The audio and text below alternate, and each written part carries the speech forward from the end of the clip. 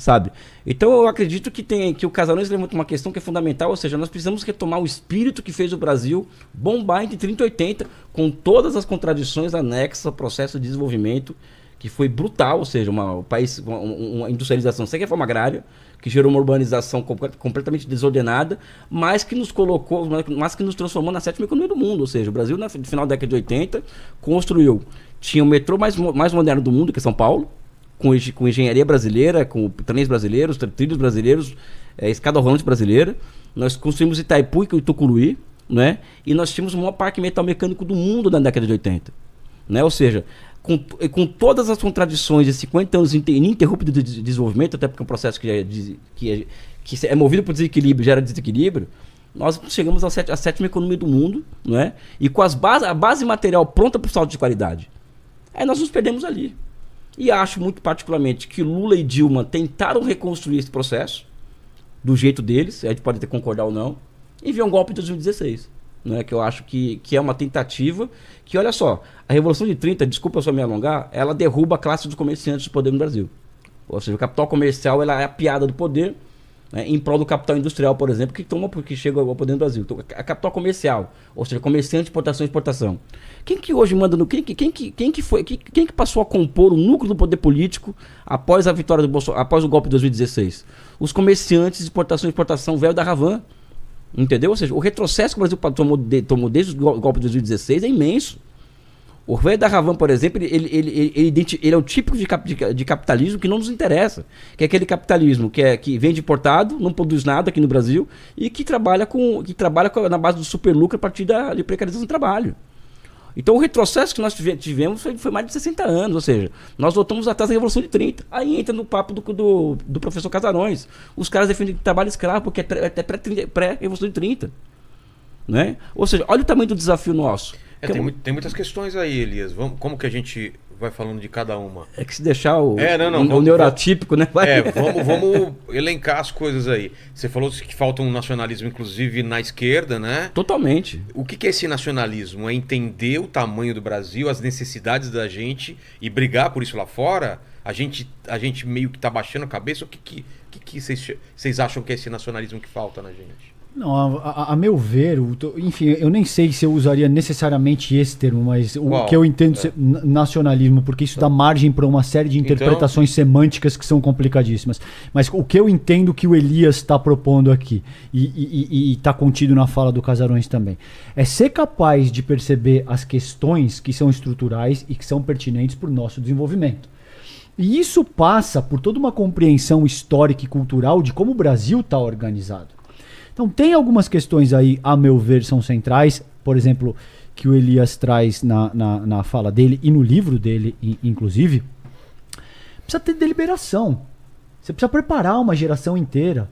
Isso não acontece de forma mágica, espontânea, do nada. Eu tenho que saber para onde eu vou apontar o Brasil e preparar essas novas gerações para isso. Exato. Assim como nada na tua vida... Veja... O Inteligência Limitada não surgiu do nada. Claro. Você não chegou um dia aqui, o estúdio estava montado, tinha o microfone, estava lá o Paquito, o Lene, agora vamos gravar. Você precisou idealizar, você precisou trabalhar, você precisou ler, você precisou se informar, entende? Por que eu estou fazendo essa analogia? O funcionamento de uma nação, e eu acho que é isso que é o cerne da pauta que nós estamos discutindo nesse ponto, passa por esse mesmo processo. Você precisa ter pensamento crítico, você precisa entender de onde você veio, aonde você está. Você precisa entender aonde você está inserido, considerando o jogo da esfera geopolítica global. No meu caso, por exemplo, como eu sinto, você precisa entender que existe uma força imperialista que quer te ver fornecedora de produto primário, exportando grão, minério de ferro, o que quer que seja, e consumindo produto manufaturado com valor agregado. E isso é só um exemplo que eu estou te dando, tá? Você precisa entender que existem forças dogmáticas que utilizam a religião para fazer política, entende? E que isso rende muito capital político para as pessoas que estão envolvidas. Você precisa entender que tem uma igreja hoje que se articula, que não paga imposto e que se articula no sentido de fazer política, que determina uma certa mentalidade junto à própria População, enfim, eu ficaria 3 horas te dizendo o que eu acho que são as características estruturais e que comprometem o nosso desenvolvimento nesse começo de século XXI. As centrais, e aí eu não sei se eu passo a discussão para vocês com isso, porque eu acho que Casarões e Elias já introduziram o tema de uma maneira muito pertinente. Sobretudo, Vilela, o que me preocupa depois do bolsonarismo é que se cria uma espécie de nacionalismo cristão, que mistura os símbolos nacionais, por isso que eu te disse que eu tenho alguma ressalva no sentido de usar esse termo. Tá.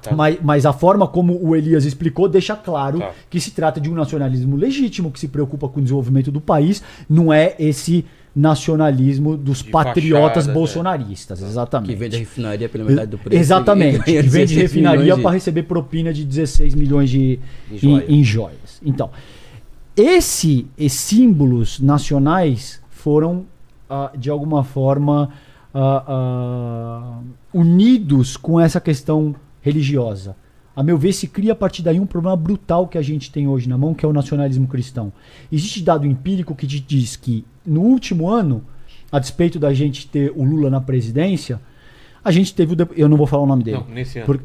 22, o último ano, 2022, nós estamos em 23. No último pleito presidencial, sei. a gente teve o principal deputado federal mais votado, é um garoto de 26 anos que se articula em cima da narrativa de que eu sou cristão e dos símbolos nacionais, da bandeira, do patriotismo, desse tipo, nacionalismo, costumes. exato, nacionalismo cristão, só para colocar em perspectiva. E em seguida, a meu ver, você tem o anticomunismo, que é uma mentalidade que vem sendo trabalhada há 100 anos no Brasil, desde essa época que Elias fala. Não só no Brasil, né? Em 37 você teve, não só no Brasil, em 37 você teve o Plano Cohen, que é enfim, eu vou ter que me alongar muito, mas o Bela Kun, por exemplo, era um judeu comunista húngaro e que, de forma jocosa, os integralistas chamavam de Bela Cohen. Cria-se, só para efeito de síntese, senão eu vou me alongar muito e não consigo concluir. O Plano Cohen era uma notícia falsa, velho. Que diz o seguinte: os comunistas vão dominar o mundo e, portanto, a gente precisa de um Estado forte que seja capaz de conter esse processo. Exato. Isso acontece em 37, acontece com o Estado Novo, acontece em 64 com o golpe militar, acontece em 2016 com o golpe jurídico e parlamentar contra a Dilma Rousseff, entende? Então a gente está preso, a meu ver, numa espécie de... Você perguntou, o Elias te deu uma definição de ideologia, para resumir a minha fala. Outra definição, que é muito boa, que quer dizer, você tem um propósito, você entende aonde você quer chegar e como é que você vai fazer para chegar. Você tem a Marilena Chauí, por exemplo, que te diz que ideologia é o contrário, é um ideário histórico que é utilizado para ocultar a realidade material dos fatos. É outra definição possível de ideologia. Mas traduz. Significa que você vai cair numa conversinha mole, você vai comprar uma fumaça para não perceber essa a realidade. Essa é a ideia que mais cola do que eu acho que é. Material dos fatos. Exato. Então, sabe, uma fumaça e por trás tem outra coisa. Né? Exato. O dogma religioso é uma ideologia hoje. Exatamente. O anticomunismo é uma ideologia que é utilizada hoje para ocultar a realidade material dos fatos. Sem endereçar essas coisas, me parece pouco provável que a gente consiga avançar de uma forma interessante para construir essa nação a qual ambos se referem, entende? Eu acho que isso é uma questão preponderante aqui. Mas esse nacionalismo cristão, ele é um fenômeno nacional ou mundial? Ele tem alguma coisa que aconteceu ou acontece fora do país, esse movimento de união de Estado e religião nessa característica? Não estamos falando dos países árabes, né? Alguma coisa assim. Tem alguma coisa parecida? Os Estados Unidos tem alguma coisa parecida? Completamente. Vou dar um passo atrás. Tá. Saiu um texto meu sobre isso, um artigo, numa revista importante de relações internacionais chamada Millennium. Está em inglês, chama Statecraft Under God. Tá. Em que eu faço essa discussão do nacionalismo religioso brasileiro e com algum paralelo com o americano. O que acontece? Que vem, inclusive, eu não sei se eu estou errado, mas no governo Lula é o maior crescimento desse movimento, né? Do movimento pentecostal e tal, né? As igrejas crescem pra caramba. O fato de você ter 35% de brasileiros que se identificam como evangélicos não necessariamente torna um país um evangelistão. Tá. A questão é como você mobiliza politicamente essas pessoas e que narrativa você vende, ou que ideologia você vende para que Exato. elas Tá. atuem politicamente. Veja que até 2010, por exemplo, até a eleição de 2010, não era pauta do debate público relevante falar de aborto, falar de casamento de pessoas do mesmo sexo. Não. As igrejas, Edir Macedo, Silas Malafaia, que são representantes importantes de igrejas gigantescas no Brasil, os caras estavam preocupados em zerar imposto para a igreja e pegar passaporte diplomático para fazer pregação na África. E tudo bem, é parte do jogo, lobby. do interesse deles. Agora, a gente vê os sintomas do nacionalismo religioso quando os caras querem transformar o Brasil num país em que o aborto é absolutamente proibido, porque essa é a doutrina religiosa na qual eles acreditam e não tem espaço para nenhum diálogo, nenhum debate. Agora, qual que é o passo atrás que eu quero dar? Eu acho, você perguntou lá no começo, né, tem diferença de patriotismo, nacionalismo, etc. Eu acho que tem umas diferenças importantes. Né? O patriotismo geralmente é tido como o sentimento de exaltação à pátria, mas de maneira positiva. É aquela pessoa que ama o país porque quer ver o país dando certo, porque quer ver o país crescer economicamente, enfim. Então, quando a pessoa fala que é patriota, que é uma expressão muito usada, por exemplo, nos Estados Unidos, tem muito essa conotação. O nacionalismo, por outro lado, ele muitas vezes na história, você pega Hobsbawm, que é um grande historiador, é considerado um sentimento negativo. Uhum. O nacionalismo é uma criação de uma elite intelectual, de uma elite política, militar, que seja, para manipular as pessoas comuns rumo a um objetivo geralmente belicista da nação. Então, onde que o nacionalismo surge? Final do século XVIII, começo do século XIX. Por quê? Porque ali começam as grandes guerras europeias, as guerras de grandes proporções, as guerras com grandes exércitos, etc. E para você recrutar um maluco que mora lá no interior da França, para esse cara ter alguma razão para pegar em arma e ir para a guerra para morrer, deixar sua família para trás, etc., tem que ter uma boa justificativa, um bom convencimento, e isso vem na educação para o nacionalismo. Tipo, cara, você tem que morrer pela França, você tem que morrer pela Alemanha, morrer pela Rússia, morrer pelo Brasil. E quando eu ouço isso, eu arrepio, cara, porque eu acho que isso é errado, porque não é exatamente isso. Quer dizer, o mundo não deveria... As relações entre os países e as pessoas não deveria chegar a ponto de você falar assim, eu vou morrer por uma ideia genérica, uma ideia vaga de Brasil.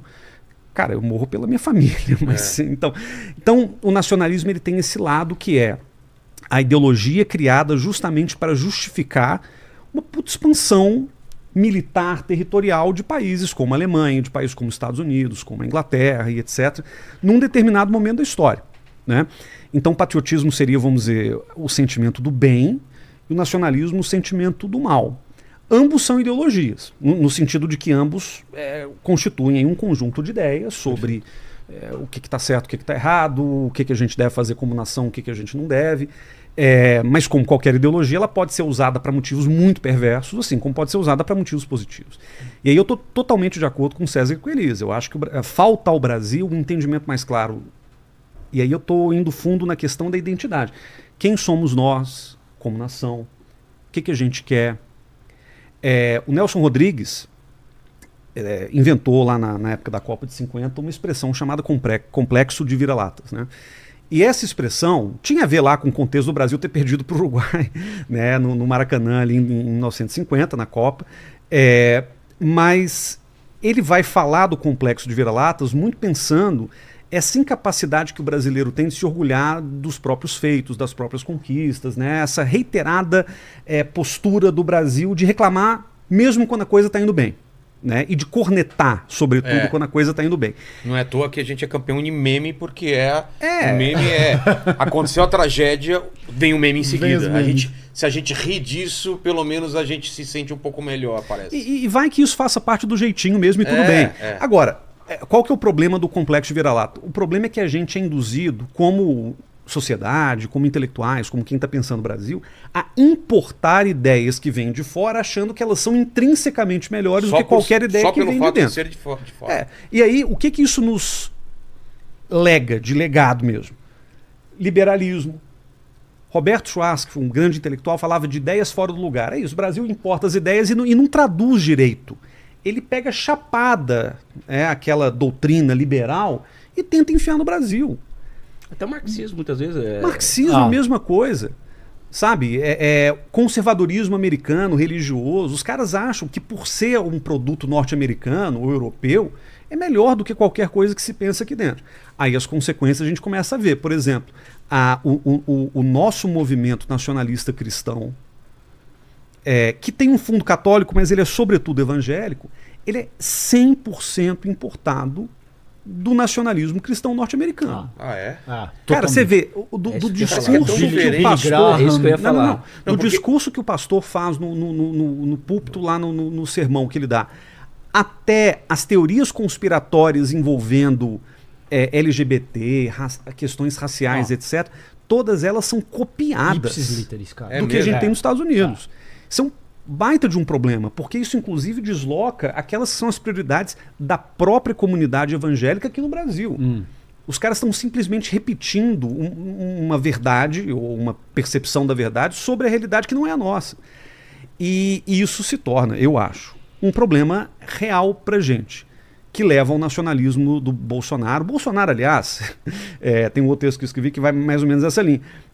Ele o que a gente chama de extrema-direita brasileiro, o César tem livro sobre isso, é um apanhado, um arrazoado de ideias da alt-right americana, do Steve Bannon, do evangelismo americano lá dos pastores pentecostais, dos libertários americanos, Murray Rothbard. Sabe, o que esse cara tem de falar sobre o Brasil? Thomas Sowell, os caras não têm nada a ver com o Brasil, mas os caras pegam a tese deles e trazem quase que ipsis literis para entender a realidade brasileira, para falar mal de cota racial, não sei o quê, e se esquecem que a realidade do Brasil é muito diferente. Então, basicamente, o que o Bolsonaro fez foi reunir armamentistas libertários, alt-right americana, que é a extrema-direita de lá, e evangélicos, para formar um amálgama que não é brasileiro. É porque, olhando de fora, parece que o protestantismo americano é tão diferente desse movimento evangélico. Em que eles são parecidos, assim? E como se importa isso? É uma coisa pensada ou foi acontecendo? Cara, tem mil jeitos de você importar. Acho que tem uma diferença, que eu vou ser breve aqui para deixar o Elísio e o César falar. Primeira coisa. Porque até me parece, desculpa, Casanismo, que a gente até está exportando agora isso, né? A Universal teve uma época de expansão para tudo quanto é lado. Parece que é uma coisa muito brasileira isso. No que ela é parecida com... Então, o protestantismo original americano, puritanismo, né, que era o calvinismo lá da Inglaterra, da Inglaterra, da Irlanda, etc. Esse protestantismo ele tem muito pouco a ver com a nossa realidade. Exato. A gente tem uma população evangélica tradicional, que é presbiteriana, luterana, Batista, calvinista, batista, que é grande. Claro. Mas o grosso da população evangélica no Brasil hoje é ou pentecostal ou neopentecostal. Exato, concordo. Ou seja, eles se filiam ou à Assembleia de Deus, Universal. Quadrangular e tal, ou à Universal, Igreja Mundial, Sara Nossa Terra. São muitas igrejas. Exato. E tem várias que eu respeito absolutamente. Mas o que acontece? O que sustenta o pensamento evangélico nessas igrejas? É a tal da teologia da prosperidade. É a ideia de que você tem fé e isso automaticamente te abre portas para você. Lugar no bens. céu, Você compra, Não, e traz bens... E traz bens materiais. materiais. Exato. Porque tem toda a questão da ética protestante que diz o seguinte: olha, quanto mais você trabalha, quanto mais você se esforça, quanto mais você ganha dinheiro, mais Deus está te recompensando pela sua fé. A parábola dos talentos lá. Sim, né? sim. O cara que enterra... Vai se dar mal. Vai se dar Então, mal. assim, o seu dote, o seu dom pessoal que multiplicado. Deus te deu tem que ser multiplicado. Nessa parte é parecida realmente com Sim, o protestantismo. mas isso o protestantismo como um todo pensa assim. O que o Brasil inovou é traduzir isso para uma realidade periférica do brasileiro pobre. Você vê que a expansão evangélica no Brasil ela não se dá nas classes altas, ela se dá nas classes C e D. E por que expande durante o governo Lula? Justamente porque o Lula empoderou as classes C e D que começaram a comprar, entraram para o mundo do consumo. Pra dízimo, né? Claro, isso se reforça também. Quer dizer, nunca essas igrejas ganham tanto dinheiro como durante o governo Lula. Agora, qual que é a questão? Por que o Brasil exporta isso? O que Edir Macedo sacou que outros não sacaram? Ele sacou que esse modelo do evangelismo tipicamente brasileiro, porque ele pensa a prosperidade a partir da realidade de quem mora na favela, de quem recebe salário mínimo, de quem não tem rede de apoio, a igreja se torna uma grande rede de apoio. Ele exportou esse modelo para o Peru, para a Bolívia, para comunidades brasileiras no exterior. Então, quando você tem brasileiro lá em Londres, ou em Boston, ou em Lisboa, você vai ter Igreja Universal. E, sobretudo, para a África.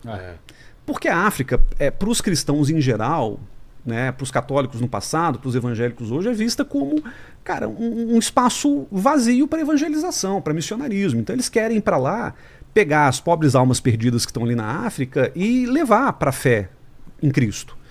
E eu posso questionar isso no plano moral, mas é uma estratégia legítima até certo ponto e que ganhou muita força no Brasil nos anos 80, nos anos 90, porque esses caras foram para a África, entenderam que vender essa mesma solução religiosa que a gente estava aplicando aqui no Brasil, isso dava muito retorno. Cara, eu já fui para a África do Sul e tropecei em Igreja Universal, em Templo da Universal em Joanesburgo, Cidade Sério? do Cabo, etc. Muito. E assim, Cabo Verde eu fui. Cabo ver também. Verde, Angola. Angola teve até uma baita de uma briga entre os pastores angolanos e os brasileiros que estavam lá. Expropriaram. Então assim, gerou problema diplomático pra gente. Exato.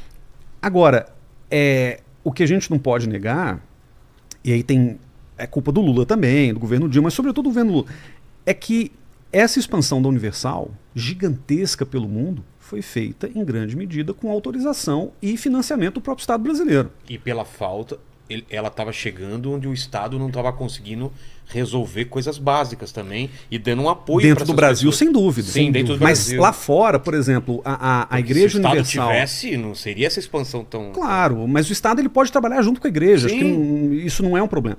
Agora, os caras chegam em Angola com passaporte diplomático concedido pelo governo brasileiro. Entendi. Facilitou. Sabe, em missões às vezes financiadas. Sim. Vantagens por exemplo, institucionais. O presidente Lula, lá em 2003, 2004, foi a Namíbia. 2003, se não me engano.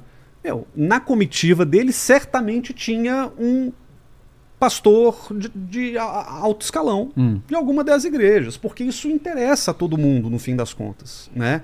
Então, da mesma forma quando tinha um pastor, tinha um diretor de marketing da Globo para vender novela, tinha um empresário do ramo de ônibus, de construção civil. Quer dizer, tudo bem, é do jogo, mas a questão é que esses caras perceberam que eles tinham ali um lucro infinito. Exorbitante. Exorbitante. E aí eles começaram... E começaram a galgar... Mas isso traz problemas hoje para eles, então, inclusive. Porque perceberam que precisavam também estar na política e começar a tomar decisões. Né? Agora, só um parênteses que eu acho que é pertinente, esse teu ponto para a audiência, que eu acho que é importante salientar.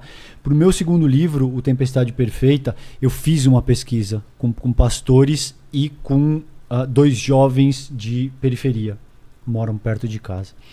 E o que essas pessoas me relataram foi o seguinte: cara, aqui a gente tem o que a gente chama de vida de otário, que esse é o termo, tá? Mas é mesmo. Ou você vai trabalhar para uma empresa qualquer, absolutamente toda profissão é digna, tá? Só para deixar claro. Mas se você não quer trabalhar lavando o chão para ganhar R$1.200, na melhor das hipóteses, tá? Isso é o que eles chamam de vida de otário. Ou trabalhar como caixa de McDonald's. Esse foi o relato que eu ouvi nessas 2 pessoas. Ou você tem o tráfico, que é um pouco mais promissor em termos financeiros, te dá um pouco mais de protagonismo social, mas também é muito mais arriscado. Porque você vai ser preso, porque você vai ser morto. E a igreja surge como um projeto de desenvolvimento no nível institucional. E aí, quando eu faço esse raciocínio, via de regra, existem pessoas que me dizem: cara, mas tem gente que morava na favela e que conseguiu ascender. Sim, mas eu tô te dizendo no nível institucional, Vilela.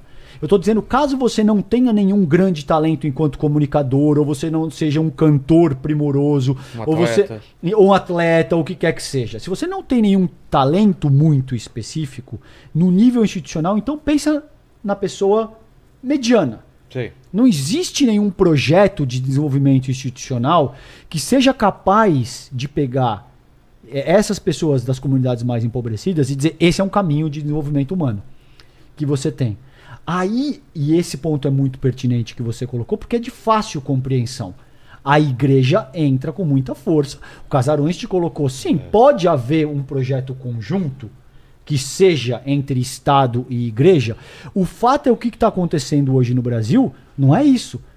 Você tem o dogma religioso ocupando um espaço que deveria estar sendo exercido pelo Estado, entende?